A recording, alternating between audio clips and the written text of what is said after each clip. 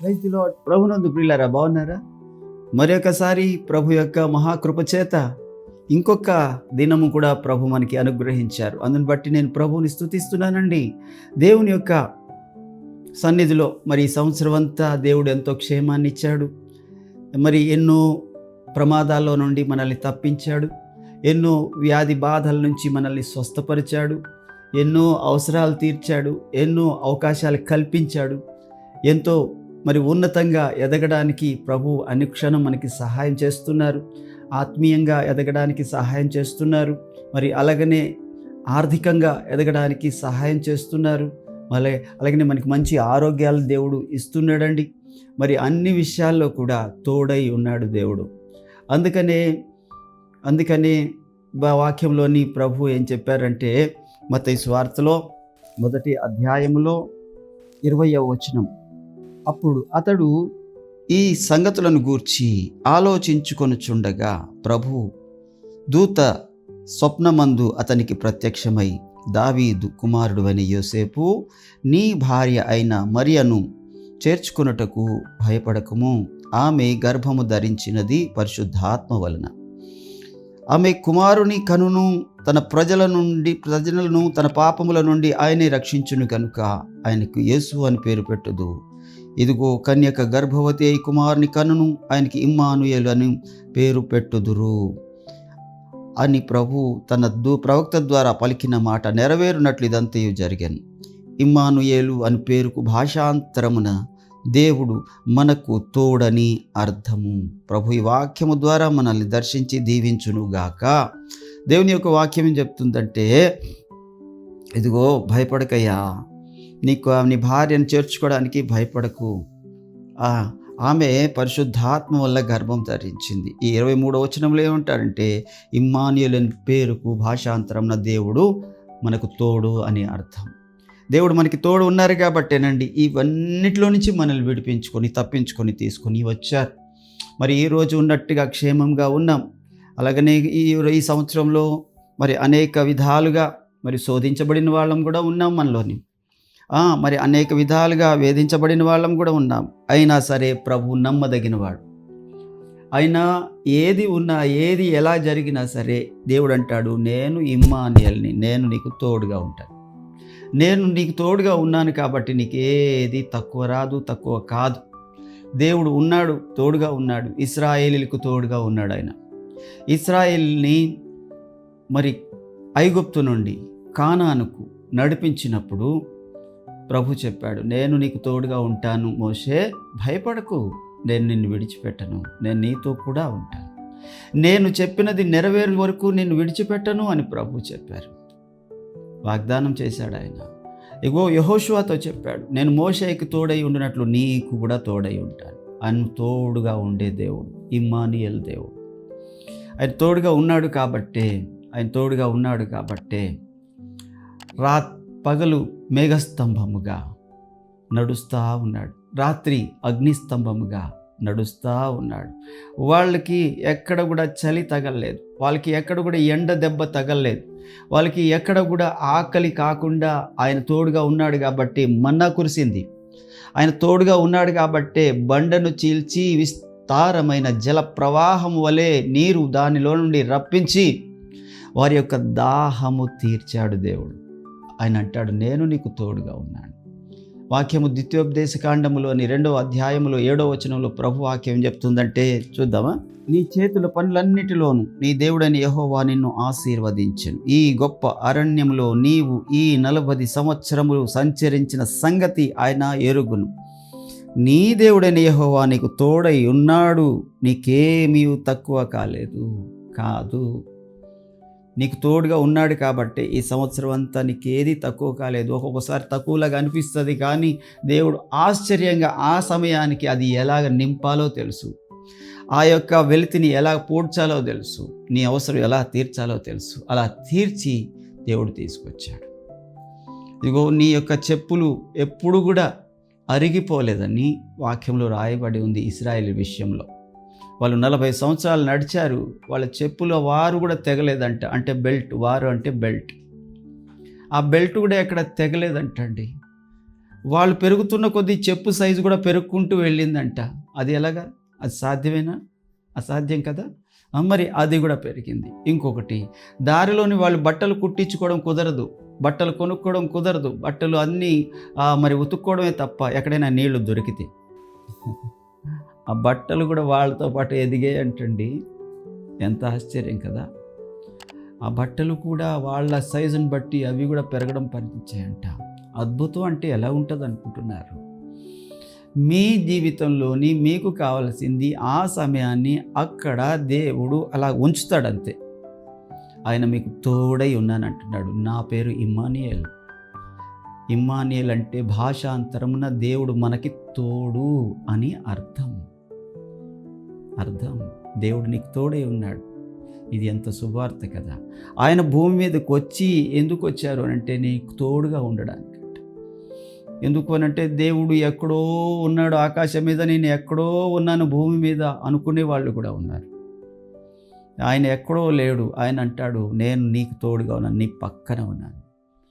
కీర్తనల గ్రంథంలో ప్రభు అంటారు, ఆయనకు మొర్రపెట్టు వారికి అందరికీ, ఆయనకి నిజముగా మొర్రపెట్టు వారికి అందరికీ దేవుడు పక్కనే ఉన్నాడంట, సమీపముగా ఉన్నాడంట.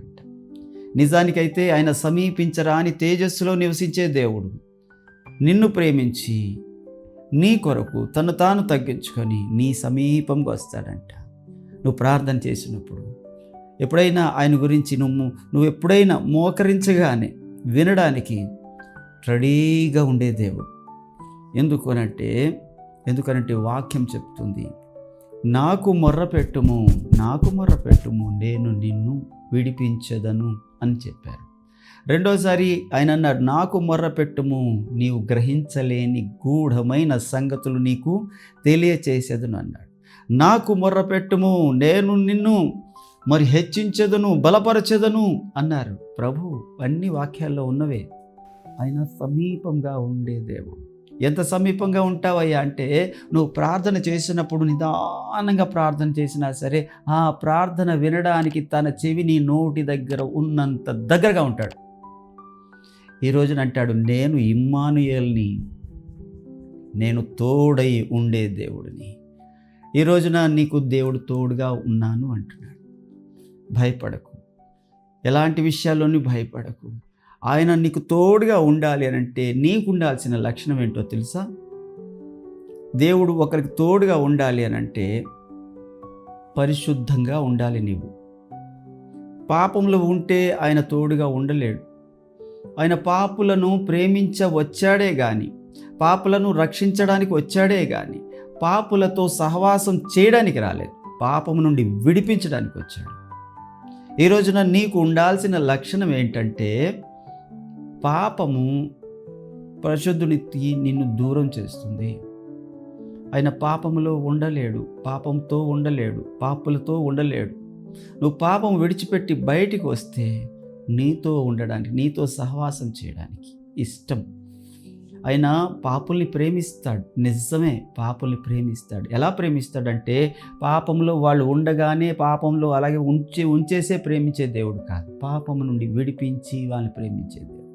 ఈ రోజున అలాంటి దేవుడు నీకు తోడుగా ఉండాలి అని అంటే నీలో ఉండవలసిన లక్షణం ఏంటంటే, మొట్టమొదటిది నువ్వు పరిశుద్ధంగా పవిత్రంగా ఉండాలి. పరిశుద్ధంగా పవిత్రంగా. చూడండి, 1 యోహాను పత్రిక 3వ అధ్యాయం లేక 2వ వచనం నుండి చదువుతున్నాను. ప్రియులారా, ఇప్పుడు మనము దేవుని పిల్లలమై ఉన్నాము.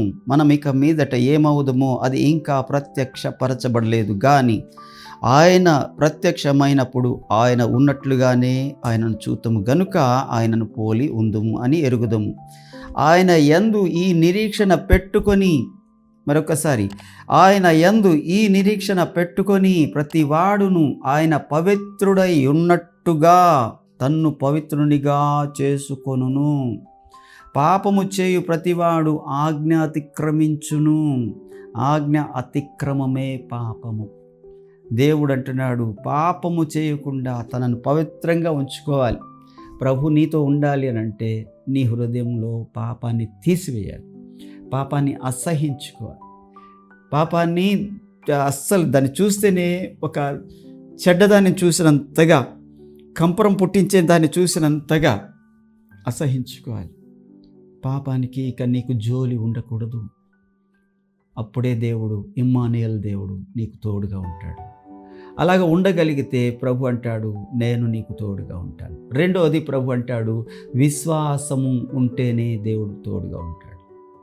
రెండవది విశ్వాసం ఉంటేనే దేవుడు తోడుగా ఉంటాడు. చూడండి, హెబ్రీయులకు రాసిన పత్రిక 11వ అధ్యాయం 6వ వచనంలో విశ్వాసము లేకుండా దేవునికి ఇష్టుడై ఉండుట అసాధ్యం. దేవుని యొద్దకు వచ్చేవాడు ఆయన ఉన్నాడని, తన్ను వెదుకు వారికి దయచేవాడని నమ్మవలెను కదా అంటాడు. ఈ మాట ఎందుకు రాస్తున్నారు అంటే, హనోకు కోసం చెప్తూ రాస్తున్నారు. ఈ మాట హానోకు కోసం చెప్తూ రాస్తున్నారు. ఆ 5వ వచనంలో హనోకు కోసం ఏం రాస్తున్నారంటే, విశ్వాసమును బట్టి హనోకు మరణము చూడకుండానట్లు కొనిపోబడెను. అతడు కొనిపోబడకు మునుపు దేవునికి ఇష్టుడై ఉండెనని సాక్ష్యము పొందెను. అది విశ్వాసమును బట్టి హనోకు దేవునితో కూడా కొనిపోబడ్డారు. అర్థమవుతుందండి? దేవుడు విశ్వాసము ఎవరిలో ఉందో వారికి తోడుగా ఉంటాడంట. ఇమ్మానుయేల్ దేవుడు ఆయన పరిశుద్ధంగా ఉండే వాళ్ళకు తోడుగా ఉండే దేవుడు. రెండు, ఇదిగో విశ్వాసముతో ఉండే వాళ్ళకి తోడుగా ఉండే దేవుడు. ఈరోజు నీలోని విశ్వాసం ఉందా? ఇదివరకు మా దైవ సేవకులు డేవిడ్ పాలయ్య గారు ఒక మాట చెప్పేవారు. ఒక ఆయనంట నయాగర జలపాతం మీద మరి తాడు కట్టి ఈ మూల నుంచి ఆ మూలకి ఆ జలపాతం చాలా భయంకరమైన హోరుతో పడుతూ ఉంటుంది. ఆ పైన ఎక్కడో కర్రలు తాడు కట్టి మరి దాని మీద నుంచి నడుస్తున్నాడంట. కర్ర చేత్తోని అడ్డకర్ర పట్టుకొని నడుస్తున్నాడు. అందరూ ఊపిరి బిగబెట్టి చూస్తున్నారు. ఏ సర్కస్లో ఆ ఫీట్ చేస్తే కిందని వాళ్ళకి జల్లెడ కడతారు, లేకపోతే వల కడతారు, నెట్ కట్టడం ద్వారా ఆ నటక ఒకవేళ ఏమైనా స్లిప్ అయినా వచ్చి అగ్నిలో పడతారు. కానీ ఇక్కడ అలా కాదు, పడితే తునకలు అయిపోతారు. అలాంటి తాడు మీద నడుస్తూ ఉన్నాడు ఆయన. ఆ కర్ర పట్టుకొని నడుస్తూ ఉంటే అందరూ ఊపిరి బిగబట్టి చూస్తున్నారు, పడిపోతాడేమోనని. మరి తక్కువ దూరం కూడా కాదు, అలాంటి దూరం నడిచేశాడు. యువతల ఒడ్డుకు వచ్చేసాడు. అందరూ చప్పట్లు కొట్టారు. ఈసారి ఏం చేశాడు అంటే, ఒక బుట్ట లాంటిది దాని మీద పెట్టి ఆ బుట్టని దొర్లించుకుంటూ నడుస్తున్నాడు. మూడోసారి ఏం చేశాడంటే, ఆయన భుజం మీదకి మరి ఏదో ఒక బరువును పెట్టుకొని, బుట్టను పెట్టుకొని, కర్రను పట్టుకొని నడుస్తున్నాడు. ఆయన నడిచినప్పుడల్లా నేను ఇది చేయగలనని మీరు నమ్ముతున్నారా అని అందరినీ అడుగుతున్నాడు. ఓ నమ్ముతున్నావు, మొదటిది అంత బాగా నడిచావు, రెండవది బుట్టతో బాగా నడిచావు, మూడవది బుట్టతో బరువుతో కూడా నడిచావు, నువ్వు ఇది కూడా చేయగలవు, అన్నీ చేయగలవు అని అందరూ నమ్మారు. నమ్మిన తర్వాత ఆయన అన్నాడంట, అయితే మిమ్మల్ని నేను భుజం మీద ఎక్కించుకొని ఈ బుట్ట, ఈ బరువు, ఈ కర్ర కూడా పట్టుకొని నడుస్తాను, ఎవరు వస్తారు అని అడిగాడంట. ఒక్కడు రాలేదు. నమ్మారు, కానీ అది నువ్వు సూపర్, నువ్వు చేయగలవు, నువ్వు ఏదైనా చేయగలవు అని నమ్మారు, కానీ ఒక్కడు రాలేదు. నమ్మితే రావాలి కదా, రాలేదు. రాకపోగా అందరూ కూడా మౌనంగా చూస్తున్నారంట. అందులో నుంచి ఒక్క బుడ్డోడు వచ్చేసాడు. ఒక చిన్న పిల్లోడు వచ్చి గబగబా నేను వస్తాను అన్నాడంట. ఏదైతే కర్ర ఉందో, ఏదైతే ఆ బుట్ట ఉందో, ఏదైతే ఆ బరువు ఉందో అవన్నీ పెట్టుకొని, ఈ బుడ్డోడిని కూడా పెట్టుకొని మళ్ళా ఆ కర్ర నుంచి, ఆ తాడు మీద నుంచి నడుచుకుంటూ వచ్చి అక్కడ దించాడు. దించితే మళ్ళా హోరెత్తిపోయింది. ఆ చుట్టుపక్క జనం యొక్క ఈలలతో, చప్పట్లతో, కేరింతలతో, కేకలతో హోరెత్తిపోయింది. అయితే అందరూ ఆ తీసుకొచ్చినోడిని వదిలేసి ఆ బుడ్డోడి దగ్గరికి వెళ్ళిపోయారంట, ఆ చిన్నపిల్లడి దగ్గరికి వెళ్ళిపోయారు. ఇరా నీకు భయమే లేదా, ఎలాగెళ్ళావు అంత ధైర్యంగా అని అడుగుతున్నారంట. అప్పుడు ఆ బుడ్డోడు చెప్పాడంట, ఆయన ఎవరో కాదు మా డాడీయే, ఆయన ఎవరో కాదు మా డాడీయే. ఒకవేళ నేను చచ్చిపోతాను అనుకుంటే నాకంటే ముందు ఆయన చచ్చిపోతాడేమో, కానీ నన్ను చంపే దేవుడు కాదు, లేక నన్ను చంపే డాడీ కాదు. కాబట్టి మా నాన్నని నేను నమ్ముతాను. ఇక్కడ వాక్యం చెప్తుంది, విశ్వాసము లేకుండా దేవునికి ఇష్టడై ఉండుట అసాధ్యం.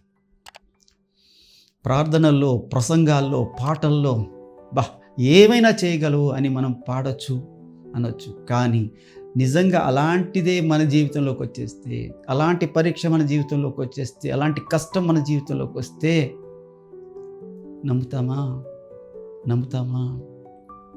ఇది ప్రశ్న. ఒకవేళ నువ్వు నమ్మినట్లయితే ప్రభు అంటాడు, నేను ఇమ్మానుయేల్ దేవుడిని, నిన్ను విడిచిపెట్టను. నువ్వు నన్ను నమ్మావు కాబట్టి నేను విడిచిపెట్టే దేవుడని కాదు.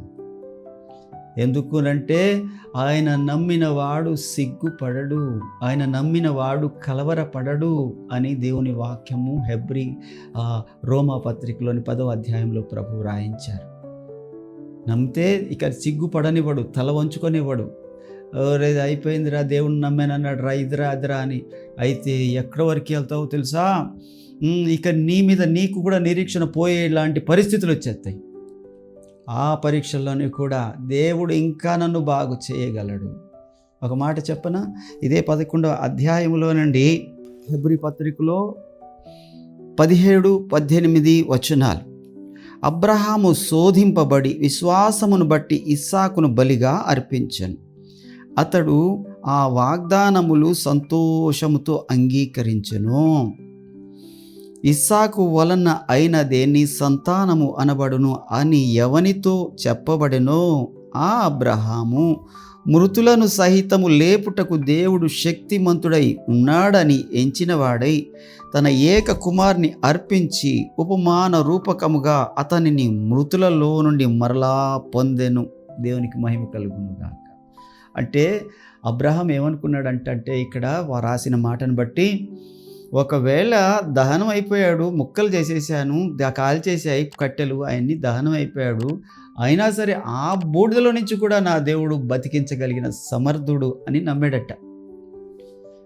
ఆ నమ్మకమే మరి ఈ రోజున నీ జీవితంలో కూడా కనపరిస్తే, ఆ విశ్వాసమే విశ్వాసులకు తండ్రి అయిన అబ్రహాము కుమారుడు నువ్వు కూడా కాబట్టి, ఆయన కుమారుడు నీ తండ్రి యొక్క లక్షణాలు, ఆ విశ్వాసపు లక్షణాలు నువ్వు కూడా కనపరిచినట్లయితే దేవుడు అంటాడు నేను నీకు తోడై ఉంటాను, నేను ఇమ్మానుయేల్ని. ఇక మూడవది నీ దగ్గర ఉండాల్సింది ఏంటంటే, మొదటిది పరిశుద్ధత, రెండవది విశ్వాసం, మూడవది నీ దగ్గర ఉండాల్సింది ప్రేమ, దీన మనస్సు, విధేయత ఉండాలి. నీ దగ్గర ప్రేమతో కూడిన దీన మనస్సు ఉండాలి, విధేయత ఉండాలి. చూడండి యెషయా గ్రంథం 57వ అధ్యాయము 15వ వచనంలో ప్రభు ఎక్కడుంటారు అంటే, ఎవరితో ఉంటారంటే తోడుగా మహాఘనుడు, మహోన్నతుడు, పరిశుద్ధుడు, నిత్య నివాసి అయిన వాడు ఇలాగు సెలవిస్తున్నాడు, నేను మహోన్నతమైన పరిశుద్ధ స్థలములలో నివసించువాడను, అయినను వినయము గలవారి ప్రాణమును ఉజ్జీవింపచేయుటకును, నలిగిన వారి ప్రాణమును ఉజ్జీవింపచేయుటకు, వినయము గలవారి యొద్దను దీన మనస్సు గలవారి యొద్దను నేను నివసించదను. నివసిస్తున్నాడంట. ఎక్కడుంటాడంట? వినయము గలవారి దగ్గర, దీన మనస్సు గలవారి దగ్గర, ప్రేమ కలిగిన వారి దగ్గర ప్రభు నివాసం చేస్తాడంట. ఈ రోజున ఈ లక్షణాలు నీ దగ్గర ఉన్నాయా? ఈ లక్షణాలు నీ దగ్గర ఉన్నాయా? నీ దగ్గర పరిశుద్ధత ఉందా? ప్రభు పాపులతో నివాసము చేయలేడు. 2 విశ్వాసం ఉందా? విశ్వాసము లేకుండా నువ్వు దేవునికి ఇష్టడువై ఉండలేవు. అలాగనే దీనత్వం కలిగిన వారి దగ్గరే ఉంటాడంట దేవుడు. అంటే ప్రేమ కలిగిన వారి దగ్గరే ఉంటాడంట దేవుడు. అంటే వినయము కలిగిన వారి వద్దే ఉంటాడంట దేవుడు. ఈ రోజున ఈ లక్షణాలు నీ దగ్గర ఉన్నాయా? ప్రభు అంటాడు, నేను ఇమ్మానుయేల్ దేవుడిని. ఆ లక్షణాలు ఎవరి దగ్గర ఉన్నాయంటే మరియా యోసేపుల దగ్గర ఉన్నాయి. వాళ్ళు పరిశుద్ధురాలు, ఆమె కన్యక అని వ్రాయబడి ఉంది. ప్రభునందు వాళ్ళు విశ్వాసం ఉంచారు. భార్యాభర్తలు ఇద్దరు కూడా విశ్వాసం ఉంచడం ద్వారా ప్రభు వాళ్ళ ఇంటిని కోరుకున్నాడు. ఇదిగో ఈ దీనత్వం ఏదైతే ఉందో, దీనురాలనైనా నన్ను ఇంతగా కనికరించడానికి నేను ఏపాటి దాన్ని అన్నది మరియమ్మ గారు. అనగా దీనుల దగ్గర ఉంటాడు, లేదా ప్రేమ కలిగిన వారి దగ్గర ఉంటాడు, ప్రభువుని ప్రేమించే వారి దగ్గర ఉంటాడు. ఈ సమయంలో ఇలాంటి లక్షణాలు ఉన్నవారికి దేవుడు అంటాడు, నేను ఇమ్మానుయేల్ దేవుడు, నీకు తోడుగా ఉంటాను. నువ్వు నన్ను విడిచిపెట్టొద్దు, నేను నిన్ను విడిచిపెట్టను అంటాడు దేవుడు. మరి అలాంటి ఇమ్మానుయేల్ దేవుడు ఈ రోజున నీ జీవితంలో మరి ఉన్నాడా లేదా ఒకసారి నిన్ను నీవే పరిశీలన చేసుకో, పరీక్షించుకో. ఈ లక్షణాలు ఏవైనా నీలో కొదువు ఉంటే పెంపొందించుకో. ప్రభువా, నాలోని ఇంకా పరిశుద్ధతను పెంచుకోవడానికి, పాపమును జయించడానికి శక్తిని ఇవ్వమని అడుగు. అలాగనే రెండవది, ప్రభువా, ఇంకా లోతైన నమ్మిక, లోతైన విశ్వాసం నాకు అనుగ్రహించు. ఎందుకంటే ప్రభువా, విశ్వాసం లేకుండా నీకు ఇష్టంగా ఉండలేమని నీవే చెప్తున్నావు కనుక. మూడవది ఏంటంటే, ప్రభువా, మరి నేను నిన్ను ప్రేమించడానికి, విధేయత చూపించడానికి, వినయం కలిగి ఉండడానికి, దీనత్వం కలిగి ఉండడానికి నాకు నేర్పించు అని అడుగు. దేవుడి వాక్యం మన వినికిడిలో దీవించునుగాక. Praise the Lord. చిన్న ప్రార్థన చేద్దామా? పరిశుద్ధుడైన తండ్రి, ప్రేమ నమ్మకము కలిగిన దేవా, కృపా సత్య సంపూర్ణుడైన ప్రభువా, మీకు స్తోత్రాలు. ఈ మంచి సమయంలో ప్రభువా, నీ యొక్క మంచి వాక్యములో నుండి ప్రభువా, నువ్వు ఎవరికి తోడై ఉంటావు? నువ్వు ఇమ్మానుయేలు దేవుడవు ప్రభువా. ఎవరికి తోడై ఉంటావు అంటే, నిన్ను ప్రేమించే వారికి తోడుగా ఉంటావు, పాపాన్ని అసహించుకునే వారికి తోడుగా ఉంటావు, నీ అందు నమ్మిక ఉంచే వారికి తోడుగా ఉంటానని నీ వాక్యంలో నుంచి ప్రభువా నీవు మాతో మాట్లాడుతున్నావు నాయనా. అలాగన మేమందరము జీవించి నిన్ను కలిగి మా లోకయాత్ర ముగించడానికి సహాయం చేయమని యేసు నామములో అడుగుతున్నాను తండ్రి. ఆమెన్. ప్రైజ్ ది లార్డ్ అండి. అందరికీ వందనాలు.